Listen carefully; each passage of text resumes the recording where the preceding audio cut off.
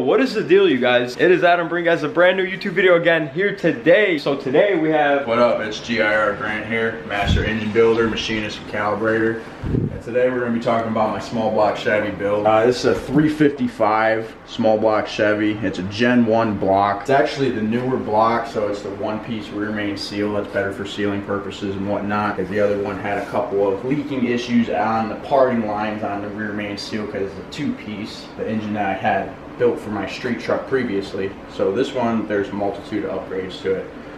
One of the main things being that this engine is going to be making a little bit over 400 horsepower compared to the previous motor was making about 365. And the previous motor was a 9.5 to 1 compression engine. I actually upped the compression on this motor to 10.1 to 1 to accommodate, to run a little bit more aggressive of a camshaft to make that extra horsepower.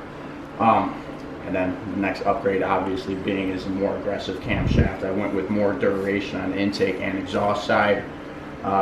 It actually is a 4x4 camshaft though, so it's still going to make good low end torque, because I am going to be pulling my race car with the truck as well. But because of the added duration on the intake and the exhaust side, aka you're holding the valves open longer in the cylinder so it can take in more air fuel charge and expel it faster, therefore making more horsepower in the top RPM ranges of the engine. So nice. We're going to be gaining horsepower on the top end. It actually does have another degree of lobe separation angle to the camshaft, so it will help accommodate for a little bit of that extra valve overlap that we're going to get at low RPMs because of the bigger duration specs. So like I said, for that reason it'll still make good low end torque and be able to pull some. So overall it's going to be a good all around street engine, a little bit over 400 horsepower. And I actually just finished building this guy yesterday, so we're going to get dropped in the truck here, and then we're going to get the video of it first starting up in the braking process, how to properly break in a hydraulic flat tappet camshaft.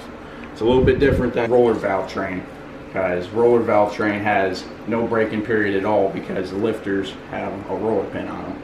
So there's no metal to metal contact or anything like that. It's a lot easier on a valve train, so you can just fire them engines up.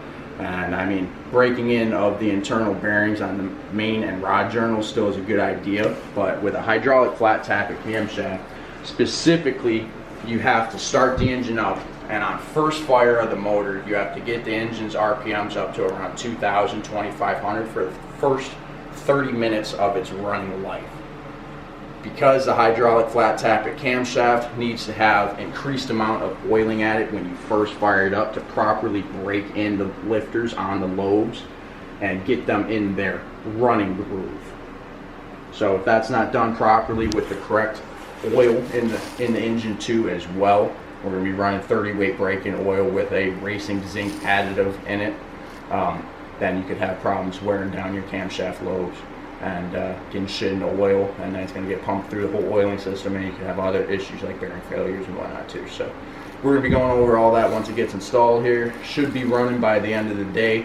Relatively, it should go pretty quick. I'm ready to go here. So I don't know about like a lot of cars like that. So this is going in a truck, you said, right? Yeah, it's going in a 1990 Chevy C1500. It's actually a long bed truck, so it's pretty heavy. I know a lot of you guys definitely wanted to see more car related things on this channel. Here you go, and make sure you guys go follow him. So I'm gonna put his Instagram somewhere in this area right over here, so make sure you guys go check him out, GIR Grant, man. If you guys need anything, right? Like if you're busy, so I mean it's kind of hard, but like yeah, right now I'm pretty busy, not only building this, but I'm working on my race motor for my race car. It's a 95 Mustang. It's got a full cage, frame ties, all kinds of structural support, UPRK member, all kinds of shit. That's getting a 363 small block Ford stroker. That's getting twin 66, or not precision turbos, Turbonetics turbos, pushing about 20-25 psi. Probably more around 15 or 20 on the street. So for some people that like don't know like about cars that much, how much horsepower is that car gonna have when it's completely done? That car, when it's completely done, probably on about 20 psi, it should be making around 1,000, a little over 1,000.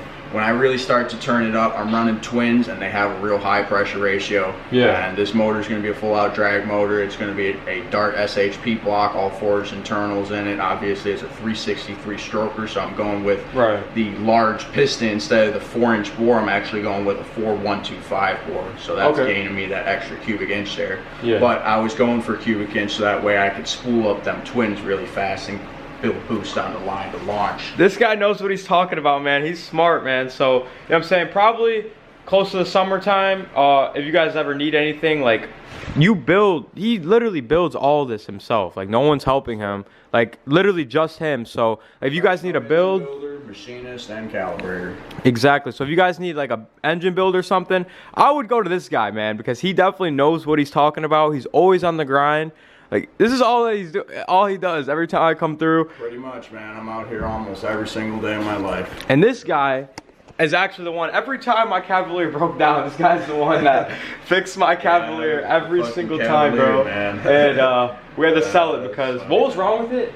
The water pump. Okay. That shit was so fucked up, man. The water pump on this inline 4 motor, the way that GM designed it, or Chevy designed it, was just, it was insane. The water pump it was gear driven by the timing chain, and it was crazy. So imagine it like this. You have the engine here, here's the front of the engine, here's the timing cover right here.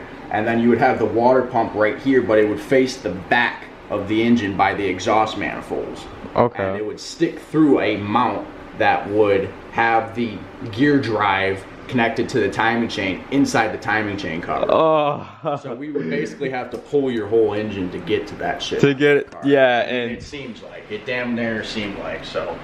And it made it kind of impossible. You kind of wanted a new car anyways. You were already talking about it, so yeah. And then bam, there we got the Marrow. So yep. Definitely an upgrade, I'd say. So yeah, for sure. Everyone's like, the right decision. Everyone's like, yeah, it's a huge upgrade. I'm like, yeah, definitely a huge upgrade from a 2002 Chevy Cavalier. I had that was my very first car I ever got, man. Lasted me 3 years. Definitely was a very reliable car for me. The way I drove it, especially. I was driving that thing like it's a Hellcat, bro. Yeah, seriously. Like, honestly. So I'm very blessed with that. And then now I got a 2019 Camaro, as you guys know. So yeah, man.